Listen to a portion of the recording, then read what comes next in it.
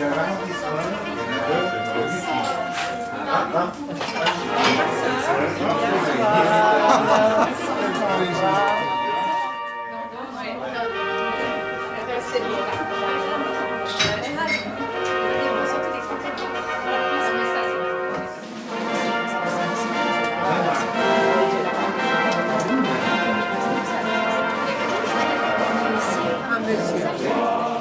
Du Parti radical, je remercie Monsieur Lombert de s'être mis à disposition du parti et tous les candidats qui sont sur la liste pour le conseil communal. Je veux dire, c'est une liste qui est très large, où on a différentes compétences, un panel aussi d'âge assez large, et c'est vrai que c'est une liste qui est, on va dire, c'est une bonne liste. C'est une bonne liste parce qu'on représente différents courants de la population, dans les thèmes aussi, on a la culture, on a des gens qui s'occupent du sport, on a des gens qui sont plutôt dans le domaine juridique, dans le domaine financier, et c'est vrai qu'on a une liste qui est très équilibrée.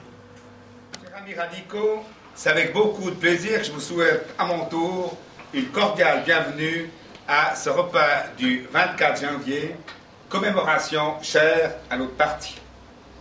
2011 sera l'année des élections communales et fédérales que les radicaux se doivent de marquer de leur empreinte. L'heure est donc à la mobilisation. Nous pouvons constater que dans notre pays, ces 2 dernières années, nous avons connu, électoralement parlant, des hauts et des bas, mais dans l'ensemble, le PLR donne l'impression d'avoir retrouvé une certaine stabilité et je me réjouis tout particulièrement. Dans notre région, Montreux a retrouvé une majorité de droite grâce à l'élection de Pierre Rochat à la municipalité. Nous pouvons également remarquer que si nous avons des positions claires, les électrices et les électeurs ne les perçoivent pas comme telles et, à mon humble avis, c'est un problème majeur à résoudre principalement par nos stratèges. Le succès en politique ne consiste pas à ne jamais faire d'erreur, mais à ne jamais faire la même erreur 2 fois. Et là encore, le Parti national a beaucoup de travail à faire. Dans notre bon pays de Vaud, on nous vaut tellement les mérites de la modestie et de l'effacement de soi que nous sommes mal à l'aise lorsque vient le temps de reconnaître notre valeur en tant que parti du centre-droite. Nous défendons, ne nous gênons pas de l'affirmer, des valeurs fondamentales, alors que beaucoup d'autres partis défendent des idéologies. Je déteste ce mode de repentance qui règne actuellement, car je suis de ceux qui pensent que notre parti n'a pas à rougir de ses idées et de son histoire.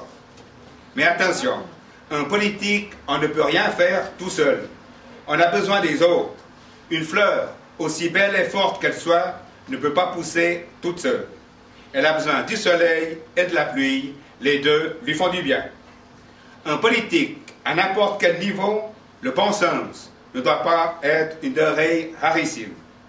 Je crois à une société dans laquelle existe une certaine convivialité, dans laquelle les gens donnent le meilleur d'eux-mêmes, dans laquelle l'État est respectueux des règles du jeu est présent, dans laquelle on cherche à établir des contacts avec les autres et on cherche ensemble à résoudre les problèmes de notre temps. Nous devons renouer avec l'ambition d'être le parti de l'économie, pas celui des banques, mais bien celui des PME, qui sont le premier pilier de notre tissu économique de notre pays. Cette ambition comprend le rappel des principes de responsabilité individuelle, de soutien à l'innovation, considérés comme le moteur de la croissance. Nous voulons être de ceux qui construisent l'avenir, un avenir qui puise sa force dans un libéralisme économique basé sur la responsabilité et empreint de liberté, de justice sociale et d'équité. Cette ligne de conduite m'a toujours inspiré dans mon action politique. Nous devons donc conforter l'image de notre parti avec des thèmes électoraux à la portée de chacun et bien sûr réalistes. Nous ne pouvons pas nous permettre de raser gratis. Mesdames, Messieurs les candidates et les candidats au conseil communal, je me réjouis de faire campagne avec vous où le soir du 13 mars 2011, nous serons, j'en suis sûr, très contents du résultat. Beaucoup trop de politiciens semblent considérer la politique comme une simple plateforme de jeu dont le seul but est d'exclure l'autre d'un environnement social commun. Les visions caricaturales et les propos dégradants font oublier que la démocratie se nourrit de débats d'idées et non pas de simples slogans trop souvent mensongers. Le véritable sens de la politique n'est pas d'exclure, mais bien de faire vivre ensemble et de créer des équilibres durables. Les enjeux réels, notre vie et celle de nos enfants méritent donc plus de respect, des programmes politiques intelligents, des femmes et des hommes compétents et raisonnables à la tête.